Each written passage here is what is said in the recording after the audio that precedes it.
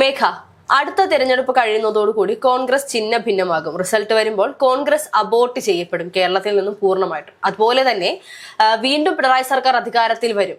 ഇനി കോൺഗ്രസ് അധികാരത്തിൽ വരുമെന്ന് പറയുന്നത് ഒരു മലർപ്പൊടിക്കാരന്റെ സ്വപ്നം മാത്രമായി അവശേഷിക്കുമെന്നാണ് AK ബാലൻ പറഞ്ഞിരിക്കുന്നത്. അദ്ദേഹം പറയുന്നതനുസരിച്ചാണെങ്കിൽ കോൺഗ്രസ് വിജയിക്കുമെന്നുള്ളത് കോൺഗ്രസുകാരുടെ മലർപ്പൊടിക്കാരന്റെ സ്വപ്നമാണ് എന്ന് പറയുമ്പോൾ യഥാർത്ഥത്തിൽ ആ ഒരു സ്വപ്നത്തിൽ നിന്നും ഉണരാതെ ഇപ്പോഴും അവിടെ തന്നെ കിടന്നുകൊണ്ട് സുന്ദര സ്വപ്നങ്ങൾ കാണുന്നത് AK ബാലനും CPM-ന്റെ നേതാക്കളും തന്നെയല്ലേ?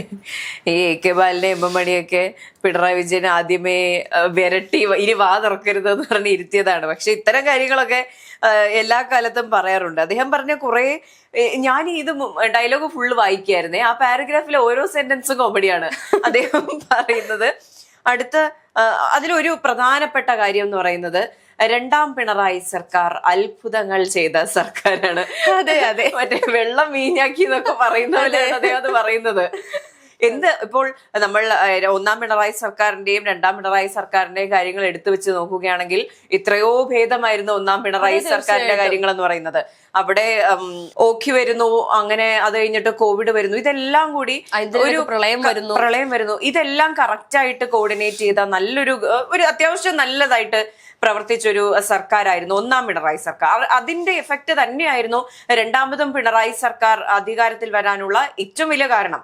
അപ്പോൾ AK ബാലൻ സാർ പറയുന്നത് ഒന്നാം പിണറായി സർക്കാർ അത്ഭുതങ്ങൾ ചെയ്തെന്നായിരുന്നെങ്കിൽ ചിലപ്പോൾ കുറച്ചൊക്കെ കഷ്ടപ്പെട്ടെങ്കിലും അംഗീകരിക്കാൻ സാധിച്ചേനെ. പക്ഷെ രണ്ടാം പിണറായി സർക്കാർ അത്ഭുതങ്ങൾ ചെയ്തു എന്നാണ് അദ്ദേഹം പറയുന്നത്. ഒരുപക്ഷെ ഈ പറയുന്ന കോൺഗ്രസ് കേരളത്തിൽ നാമാവശേഷമാകുമെന്ന് പ്രതീക്ഷിച്ചിടത്ത് ഈ പറയുന്ന രണ്ടാം പിണറായി സർക്കാരിന്റെ അത്ഭുതങ്ങൾ തന്നെയാണ് തദ്ദേശത്തിൽ കോൺഗ്രസിന് വലിയ വിജയം സമ്മാനിച്ചത്. ഒന്നാലോചിച്ചു, ഈ തദ്ദേശ തെരഞ്ഞെടുപ്പിന് മുൻപാണ് അദ്ദേഹം ഈ പ്രസ്താവന നടത്തിയിരുന്നതെങ്കിൽ ചിലപ്പോൾ കുറച്ചധികം ആൾക്കാരെങ്കിലും ഇത് കേട്ട് മാനിപ്പുലേറ്റഡ് ആയേനെ, ഇത് ഓക്കെ അങ്ങനെ ആയിരിക്കാമെന്ന് ചിന്തിച്ചു പോയേനെ. പക്ഷെ തദ്ദേശ തെരഞ്ഞെടുപ്പിൽ ഇത്രയും വലിയൊരു തിരിച്ചടി നേരിട്ടു.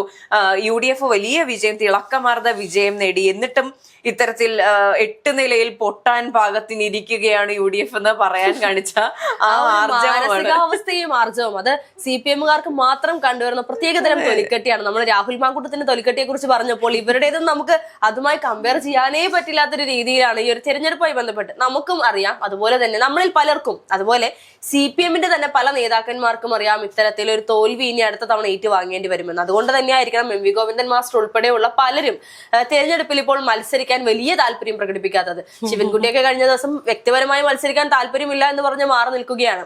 അതിന് മുൻപുള്ള തവണയൊക്കെ അദ്ദേഹത്തിന് മത്സരിക്കാനുള്ള ആർജവം നമ്മൾ കണ്ടിരുന്നു. ഇത്തവണ അത് കാണുന്നില്ല എന്നുള്ളതാണ്. അത് ആരോഗ്യ പ്രശ്നം കൊണ്ടൊന്നുമല്ല, മറിച്ച് മാനസികമായി അവർക്ക് തന്നെ കൃത്യമായി അറിയാം എന്തായിരിക്കും റിസൾട്ട് എന്നുള്ളത്. അതെ, അദ്ദേഹം പറഞ്ഞ മറ്റൊരു സെന്റൻസ് ഞാൻ വായിക്കാം.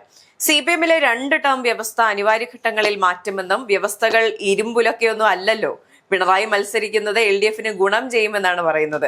ഈ ടേം വ്യവസ്ഥ എന്താ ഇരുമ്പൊലൊക്കെ എടുത്തു മാറ്റാൻ പറ്റില്ലേ? മാറ്റാം. അതെ, തീർച്ചയായിട്ടും മാറ്റാമല്ലോ. ആത്യന്തികമായ ലക്ഷ്യം എന്ന് പറയുന്നത് വിജയിക്കുക എന്നുള്ളതാണ്. അപ്പോൾ വിജയിക്കുന്നതിന് എന്ത് ചവിട്ടുപടിയും കിടക്കുക എന്നുള്ള ഘട്ടത്തിലേക്ക് CPM എത്തിക്കഴിഞ്ഞു. അത് നമ്മൾ നേരത്തെ ചർച്ച ചെയ്ത കാര്യമാണ്.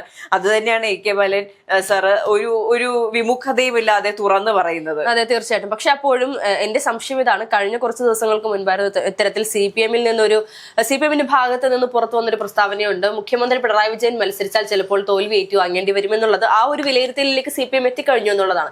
പിന്നെ ആർക്കാണ് നിർബന്ധം വീണ്ടും പിണറായിയെ തന്നെ മത്സരിപ്പിക്കണമെന്ന് മുൻപിൽ നിർത്തിക്കൊണ്ട് ഈ പറയുന്ന തെരഞ്ഞെടുപ്പിനെ പിണറായി വിജയൻ തന്നെ മുന്നിൽ നിന്നും നയിക്കണം എന്നുള്ള ഒരു ആഗ്രഹം യഥാർത്ഥത്തിൽ ആർക്കാണ് എന്നുള്ളത് വലിയൊരു ചോദ്യമാണ്. അതും ഈ പറയുന്ന AK ബാലനെ പോലെ ചുരുക്കം ചില ആളുകൾക്ക് മാത്രമാണ് എന്നുള്ളതാണ് യാഥാർത്ഥ്യം.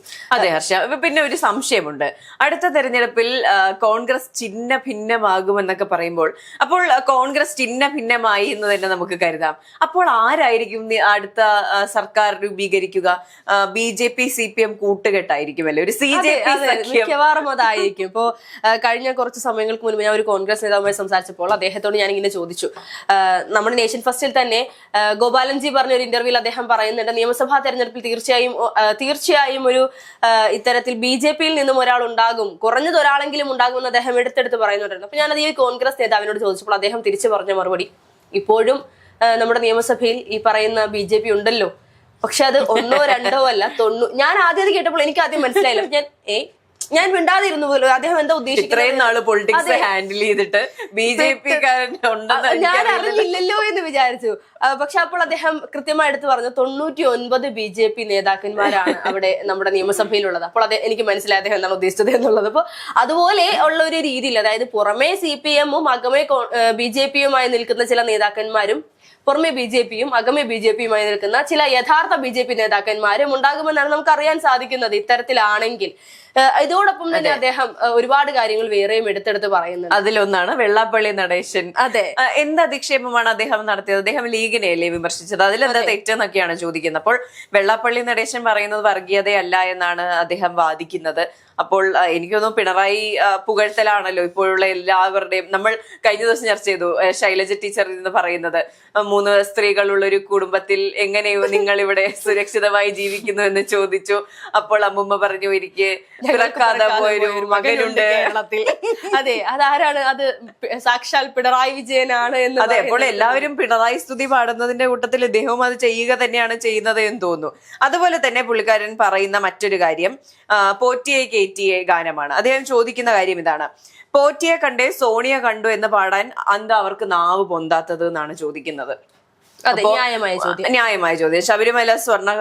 ശബരിമലയിൽ നിന്ന് സ്വർണം കട്ടുകൊണ്ടുപോയതിനേക്കാൾ വലിയ തെറ്റാണ് ഉണ്ണികൃഷ്ണൻ പോറ്റി സോണിയാഗാന്ധിയെ കണ്ടത്. അത് തീർച്ചയായും അത് പിന്നെ പറയുന്നതിൽ കാര്യമുണ്ട്. എങ്ങനെയാണ് ശബരിമലയിൽ ഒരിച്ചിരി സ്വർണം പോക്കറ്റിലിട്ട് കൊണ്ടുപോയത്? എങ്ങനെയാണ് അത്ര വലിയ തെറ്റാകുന്നത്? വലിയൊരു പാതകമല്ലേ ഇപ്പോൾ സോണിയാഗാന്ധിയുമായി ഉണ്ണികൃഷ്ണൻ പോറ്റി കണ്ടു എന്ന് പറയുന്നത്. അതുപോലെ ഒഫീഷ്യൽ മീറ്റിന് എവിടെയോ വെച്ച് കാണുന്നു, ഒരുമിച്ചൊരു ഫോട്ടോ എടുക്കുന്നു. അതൊന്നും ചെയ്യാനേ പാടില്ല എന്നാണ് ഇപ്പോൾ ഇദ്ദേഹം പറഞ്ഞു വെക്കുന്നതിൽ നിന്ന് മനസ്സിലാക്കാൻ സാധിക്കുന്നത്. എന്തായാലും ഇതിലും വലിയൊരു PR ഇനി പിണറായി വിജയനും പിണറായി സർക്കാരിനും, രണ്ടാം പിണറായി സർക്കാരിനും ലഭിക്കാനില്ല എന്നുള്ളതാണ്. കാരണം ഇത്രയും നാൾ പണം കൊടുത്ത് PR ചെയ്യിച്ചിട്ടോ അവര് പോലും പറഞ്ഞില്ല അത്ഭുതങ്ങൾ സൃഷ്ടിച്ചു എന്നുള്ളത്.